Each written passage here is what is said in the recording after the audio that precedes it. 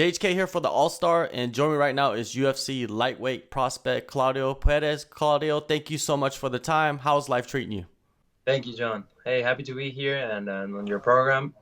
And life's pretty good. Life's pretty good since I made the move to Florida on February of this year. Got a win back in June, and now very eager to get my first like two wins in a full year in the UFC. Yeah, that's one thing I noticed.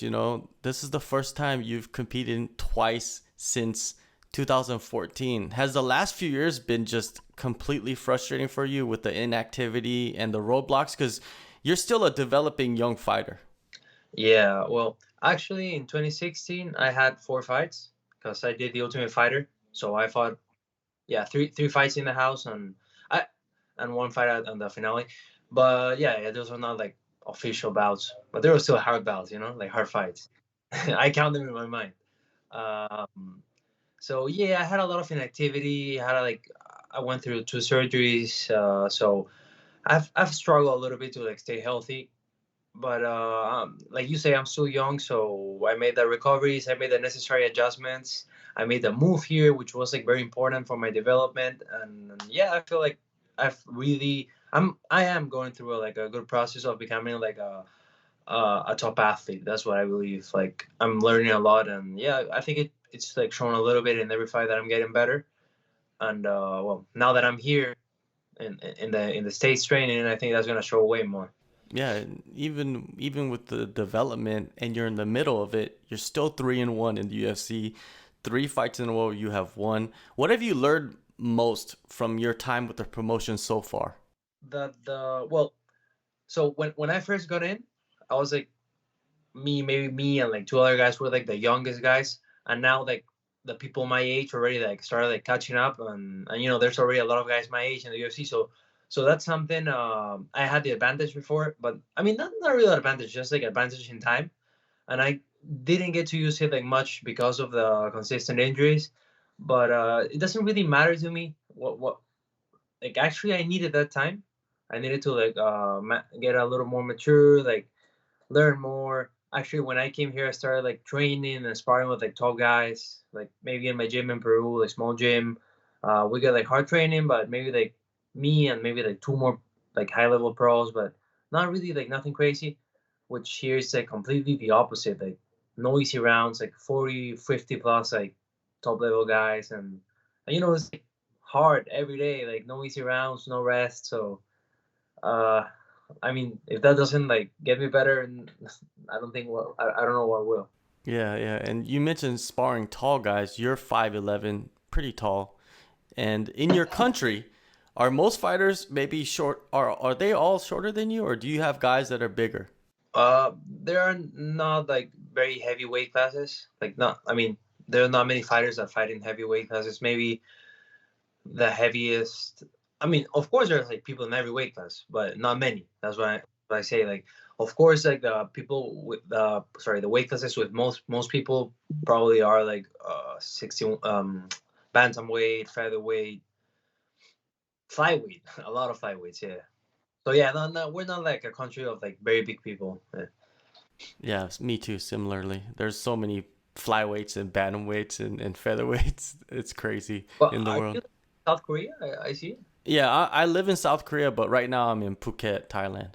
Oh, nice, Yeah, so calling you nice, from nice. Phuket. Yeah. Now, your last fight, man, against Jordan Lovett, unanimous decision victory. For some reason, they had you as the underdog. I didn't understand why. What did you feel about being the underdog in that fight and then coming in and pretty much destroying everybody's ticket in the gambling table? Yeah, yeah, I for sure did. Well, not my friends and family. They got a lot of money out of that.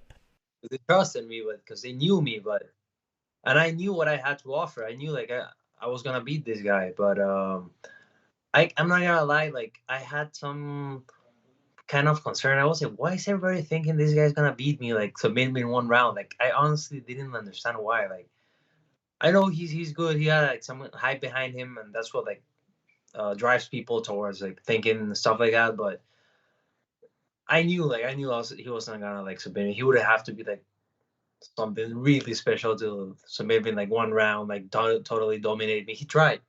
he tried, but I was like doing my thing and ended up winning the fight. Do you feel like you kind of, I don't know if you want to say break him, but it kind of like he lost some confidence after that first round because he couldn't do what he Yeah, wanted? I mean, if you stay like almost 5 minutes on a guy's leg trying to like take him down and you can't get him down more than 3 seconds, and he gets up like every single takedown attempt.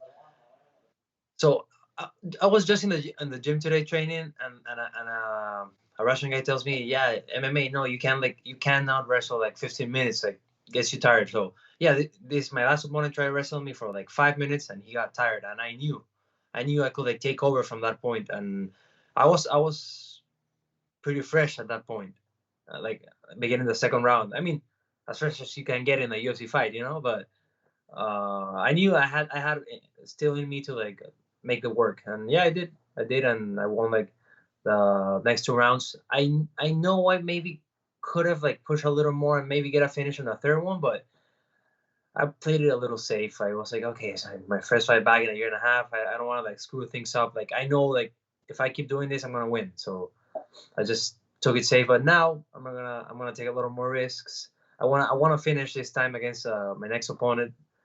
I think it was gonna put me in a really good position if I like finish and get like a 4 fight win streak. So I'm gonna take some risks. Yeah, December 4th, you return. Your next opponent is Chris Gruetzemacher. What are your thoughts on him and his skill set? Well, he's a tough guy, tough opponent. He's in there. Goes in there to fight. He likes like putting pressure forward. But man, I cannot lie. I'm ready for anything, for like everything. I train with like top guys. Like he's not as good as my training partners. That I'm 100% sure. So I'm confident. I know like skill wise, I'm probably like better like rounded, like all around. But he's a guy that comes into a fight and likes to put the pressure and can take a lot of damage as well. I mean, sometimes he gets like knocked out, but sometimes he just like takes a lot and keep on going. So I don't know what the deal is gonna be with me, but if I have to finish him within 1 round, I'm good. And I have to fight for 3 rounds or 5 or whatever it is, I'm good. I'm training for that. I'm training for like the worst case scenario, not for like a 30-second fight. Yeah, his last fight was pretty insane, right? Against Rafa Garcia. They went back Man, and I have forth. I haven't seen it. I heard, but I Mhm. need to like get on the Fight Pass and check it out. Yeah. I Uzi, like how did it go? They're just back and forth, man. They were just killing each other, basically. It was just a complete war, like just stand and bang, and whoever falls first, but nobody fought. But Chris, he picked up the win, you know what I mean, which was the most important thing. Yeah, I was gonna ask you about the striking, but you haven't watched it yet, man. I recommend going and watching it. I don't know if you could learn Yeah, too much because he's tough, and that's what basically he yeah, kind of showed in that fight. yeah. I know he probably come out like very hard, like try to put pressure on me like the first minute, but I already know that, so he's not gonna cut me off guard. And if he doesn't do that, I don't mind. I'm just gonna go and fight. It's not gonna be easy. Like he's gonna once I'm in front of him, he's gonna feel. It's a different story. That's right. And you said you made the move to Sanford or to Florida in February. You got a fight. Now it's 6 months between fights. What did you do between those 6 months, inside the 6 months, I mean, before you got into camp for this upcoming fight? um, for as soon as I finished my other fight, I went straight to Peru.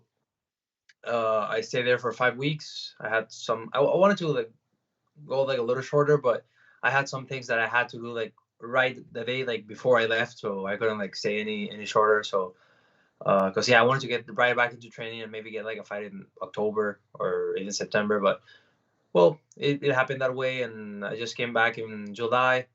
Started like requesting a fight, but didn't like hear back until August, I believe, or September. And from there, they gave me the fight for December.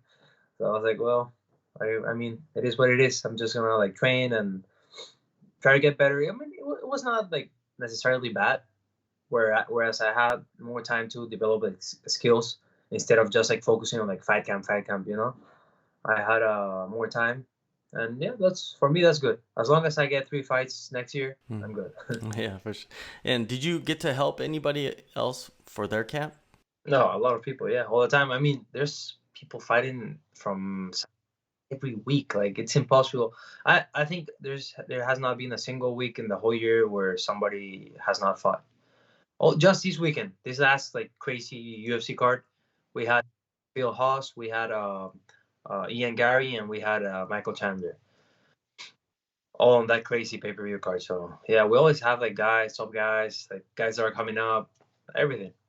What is that environment like for you? You know, you come from a smaller team and you go to this massive, like pretty much a factory of fighters, elite fighters, and they're fighting every week, and you get to feel that energy. That energy is something different, right?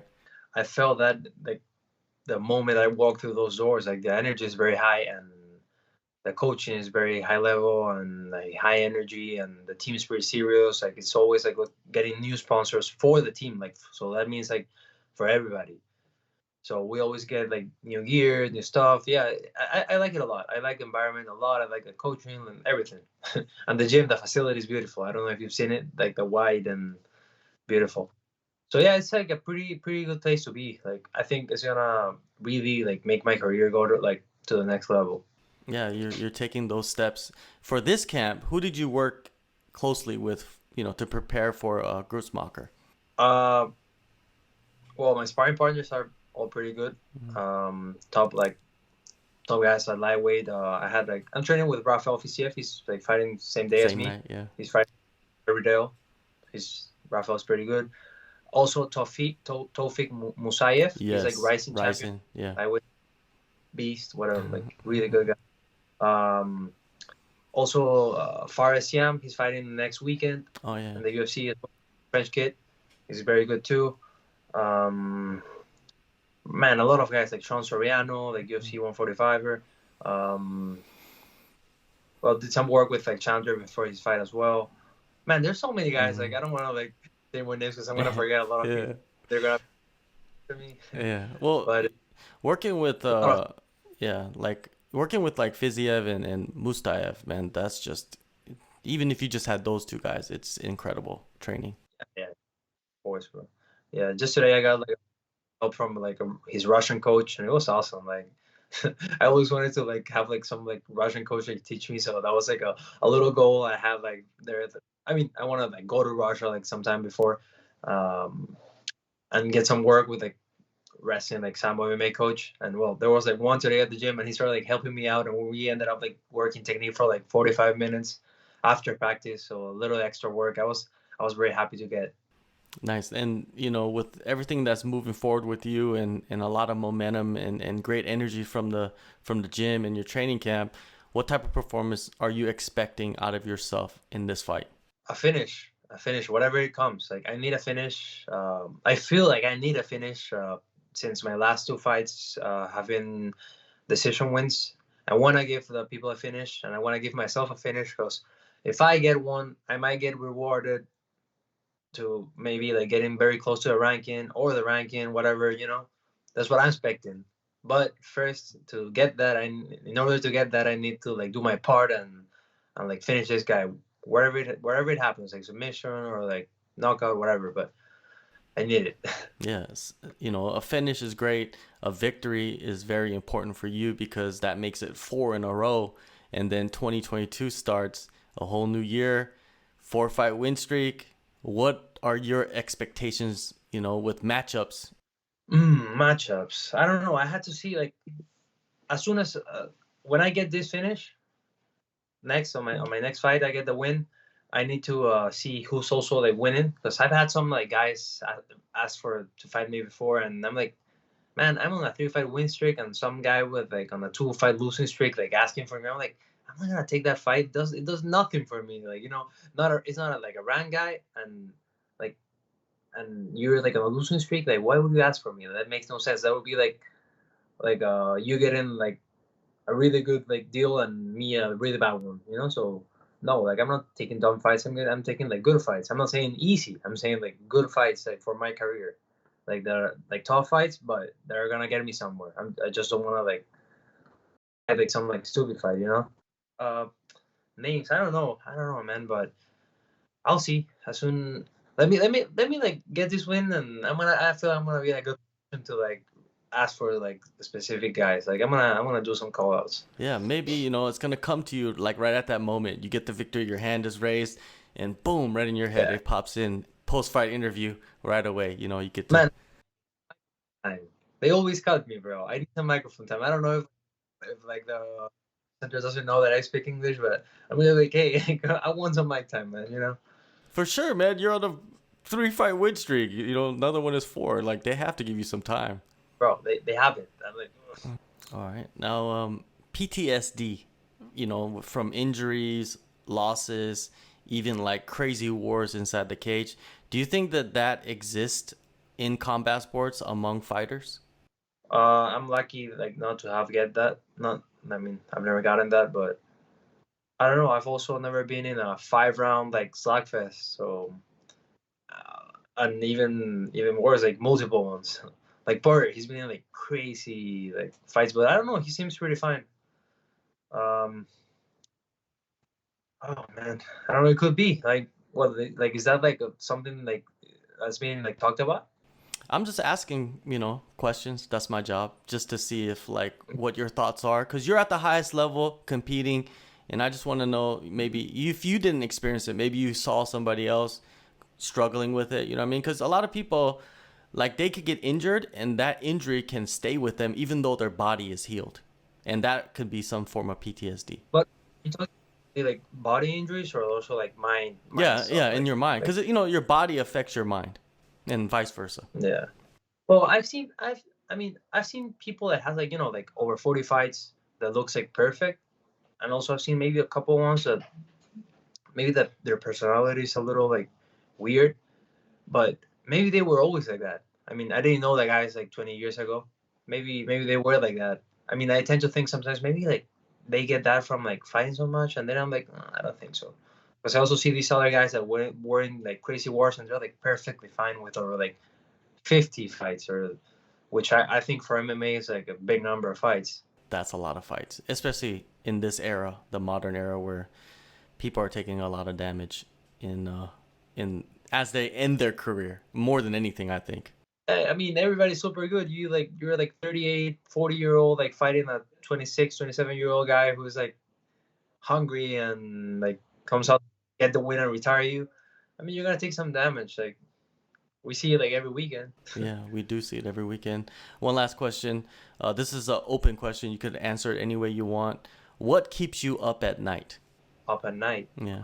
What that means? Like That means like, explain me a little. like not really actually keeping you up at night, but what is running through your mind, when you have time to just think? Oh, okay, I got it. What's going through my mind when I have time to think? It's a good question. Maybe like stuff related with my career. Like before, to be honest, like when I was in Peru, all the time I had like stuff in my mind like what like should I be like in the States? Like should I be like in another country like training? Should I be doing this or am I good here? So I just like stayed in my comfort zone.